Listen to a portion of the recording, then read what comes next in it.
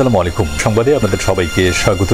সংবাদ শিরোনাম। কুমিল্লার হোমনায় 4টি মাজারে ভাঙচুর, অগ্নিসংযোগের ঘটনায় অজ্ঞাতনামাদের আসামি করে পুলিশের মামলা। হামলাকারীদের বেশিরভাগই বহিরাগত, দাবি স্থানীয়দের।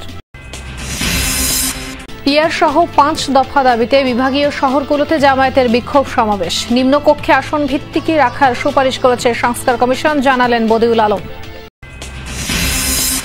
রাজশাহী বিশ্ববিদ্যালয়ের ছাত্র সংসদ নির্বাচনে জমজমাট প্রচার। পোষ্য কোটা পুনর্বহালের সিদ্ধান্তের প্রতিবাদে শিক্ষার্থীদের বিক্ষোভ। দিনাজপুরে সড়ক নির্মাণ কাজ শেষ হওয়ার পরদিনই হাতের টানে উঠে আসছে কার্পেটিং। অনিয়মের অভিযোগ স্থানীয়দের। মৌলভীবাজারে গড়ে উঠেছে পাখির কলোনি। আশ্রয় দিচ্ছেন বাড়ির মালিকরা। চোরা শিকারীদের রুখতে তৎপর এলাকাবাসীও। আসসালামু আলাইকুম। এতক্ষণ দেখছিলেন সংবাদ শিরোনাম, এখন দেখবেন বিস্তারিত। কুমিল্লার হোমনায় 4টি মাজারে হামলা, ভাঙচুর, অগ্নিসংযোগের ঘটনায় মামলা হয়েছে। অজ্ঞাত 22 জনকে আসামি করে এই মামলা করেছে পুলিশ।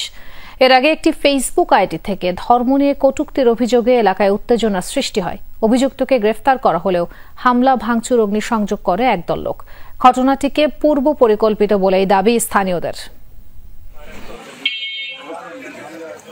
প্রায় 3 দশকের পুরনো ফকির কফিল উদ্দিন শাহর মাজার এখন অবশিষ্ট কেবল ধ্বংসাবশেষ। ভক্ত অনুসারীরা কখনো ভাবেননি মাজারটিতে এভাবে হামলা হতে পারে। বৃহস্পতিবার সকালে মাজারটিতে হামলা ভাঙচুরের পর আগুন ধরিয়ে দেয় একদল লোক। শুধু কফিল উদ্দিন শাহর মাজার নয়, কুমিল্লার আসাদপুরে এ সময় আরও 3টি মাজারেও ভাঙচুর চালায় সংঘবদ্ধ জনতা। অভিযোগ উঠেছে লুটপাটেরও। স্থানীয় ও ভুক্তভোগীরা জানান, একটি ফেসবুক আইডি থেকে ধর্ম নিয়ে আপত্তিকর পোস্ট ঘিরে উত্তেজনা দেখা দেয়। মামলা হলে অভিযুক্তকে গ্রেফতার করে কারাগারে পাঠানো হয়। এতেই ঘটনাটির সুরাহা হয়েছে বলে ভাবেন স্থানীয়রা। তবে পরদিন মাইকে উস্কানি ছড়িয়ে বিভিন্ন এলাকা থেকে লোক জড়ো করা হয়। অভিযোগ, এরপরই পূর্ব পরিকল্পিতভাবে চালানো হয় এই হামলা। অনেক লোক আসছিল, তাদের আমি চিনি না, তো বহুত লোক আসছিল। এরপরে ফায়ার সার্ভিস আসছে, সেনাবাহিনী আসছে, থানার পুলিশ আসছে, টিউনি সাহেব আসছে, তাদের কথা মানলো না। আগুনটা লাগাই দিল। পূর্ব পরিকল্পিত ভাবে ছিল। তারা হয়তোবা এরকম কোনো সুযোগ পাচ্ছে না, এই জন্য তারা কাজটা করতে পারে না। এখন সুযোগ হয়েছে, একটা উছিলা বিদ্যুৎমূলক এই ঘটনাটা ঘটাইছে। স্থানীয় রাজনীতিবিদরা জানান, বৃহস্পতিবার সকালে তৌহিদি জনতার ব্যানারে একটি সমাবেশ করা হয়। এ সময় তাদের পাশাপাশি স্থানীয় প্রশাসন ও পুলিশ সদস্যরা উপস্থিত থাকলেও ভাঙচুর, অগ্নিসংযোগ থামানো যায়নি। 4টি মাজারে হামলা, ভাঙচুর আর আগুনের ঘটনায় অজ্ঞাত 22 জনকে আসামি করে মামলা করেছে পুলিশ। এ ঘটনায় জড়িত ও ইন্ধনদাতাদের শনাক্ত করে আইনের আওতায় আনার আশ্বাস পুলিশ কর্মকর্তার। কারা অজ্ঞাত কিছু লোক হোমনা থানার যে আসাদপুর ইউনিয়নে কয়েকটা মাজারে অপ্রীতিকর ঘটনা ঘটিয়েছেন। আমরা এটা নিয়ে আইনগত ব্যবস্থা নিচ্ছি, এটা আমরা মামলা রেকর্ড করছি একটা। তবে এখনও থমথমে পরিস্থিতি বিরাজ করছে এলাকায়। জোরদার করা হয়েছে আইন শৃঙ্খলা বাহিনীর টহল।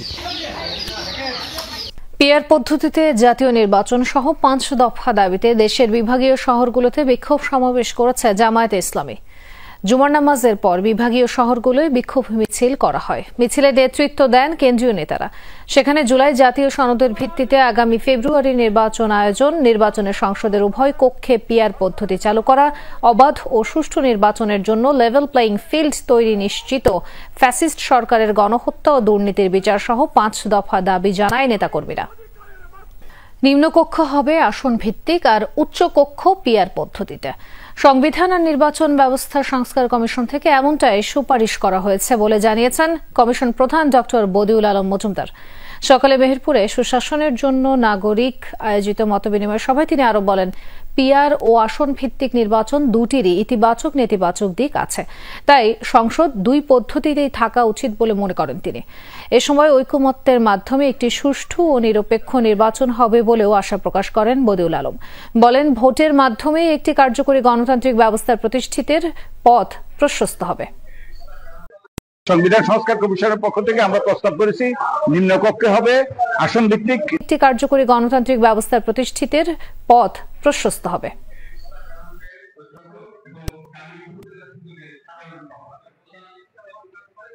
সংবিধান সংস্কার কমিশনের পক্ষ থেকে আমরা প্রস্তাব করেছি, নিম্নকক্ষে হবে আসন ভিত্তিক যে বর্তমান যে পদ্ধতি আছে, আর উচ্চকক্ষ হবে পিয়ার পদ্ধতিতে, আনুপাতিক পদ্ধতির ভিত্তিতে। তো দুটোই ইতিবাচক দিক আছে, দুটোর নেতিবাচক দিক আছে, এই জন্য আমরা মনে করি দুটোই হওয়া দরকার। দুর্গাপূজাকে কেন্দ্র করে পরাজিত শক্তি যদি ষড়যন্ত্রের চেষ্টা করে তা রুখে দিবে বিএনপি নেতাকর্মীরা, এমনটাই বলেছেন দলটির নির্বাহী কমিটির সদস্য রুহুল কুদ্দুস তালুকদার দুলু। সকালে নাটোরের আলাইপুরে জেলা বিএনপির কার্যালয়ে সনাতন সম্প্রদায়ের নেতাদের সাথে এক মতবিনিময় সভায় অংশ নেন তিনি। এ সময় রুহুল কুদ্দুস বলেন, প্রতি বছরই পূজার আগে দেশকে অস্থিতিশীল করার ষড়যন্ত্র করে একটি পক্ষ। তারেক রহমানের নির্দেশে সকল চক্রান্ত ষড়যন্ত্র রুখে দিতে সব সম্প্রদায়ের পাশে থাকবে বিএনপি নেতাকর্মীরা। সভায় হিন্দু সম্প্রদায়ের পাশাপাশি স্থানীয় বিএনপি নেতারা উপস্থিত ছিলেন।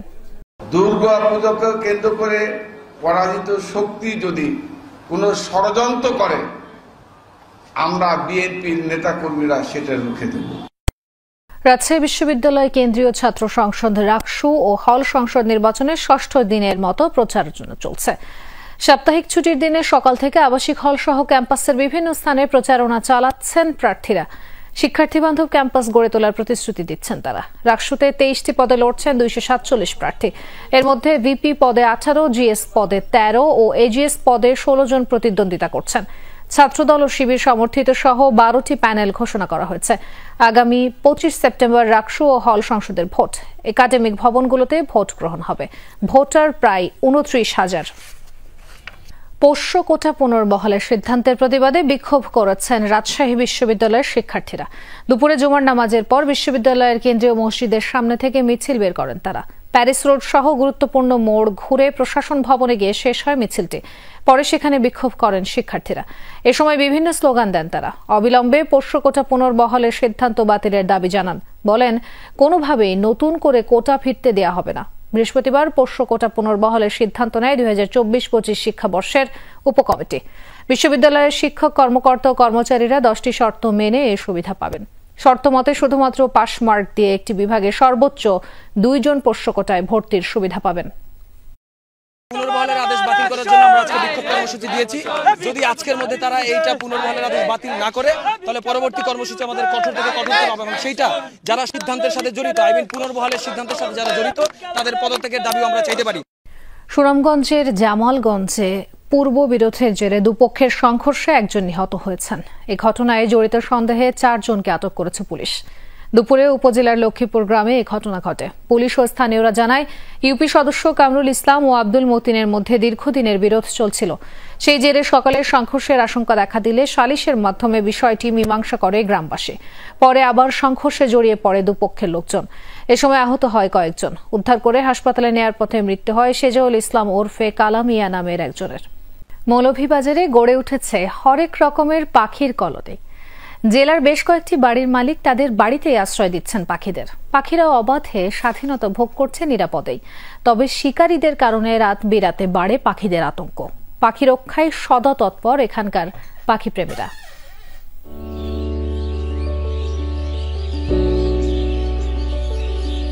প্রকৃতির নানা অনুষঙ্গের সব ভাষা এখানে এসে যেন থমকে যায়। আকাশ বাতাস মুখরিত অসংখ্য পাখির কলতান আর ডানা ঝাপটানোর আওয়াজে চারপাশে পাখির অবাধ বিচরণ মুগ্ধ করে সবাইকে। মৌলভীবাজার সদরের আজমেরু গ্রামের বাসিন্দা এরশাদ মিয়ার বাড়িতে দেখা মেলে এমন দৃশ্যের। নিরাপদে ঠাঁই নিয়েছে শালিক, পানকৌড়ি, বক, জলকুড়া সহ নানা জাতের হাজারো পাখি। চোরা শিকারীদের উৎপাত থাকলেও পাখি রক্ষায় সোচ্চার স্থানীয়রা। এলাকার মানুষরা পাখি রাখার লাগে মানে শিকারি হলে বাধা দেয়। আর আমরা এলাকার পাখিরা হইল অনেক সৌন্দর্য, যে আমরা এলাকাটারে একটু সুন্দর করে রাখে, দেখতেও সুন্দর লাগে। আর বিভিন্ন সময় রাতে অনেকে শিকার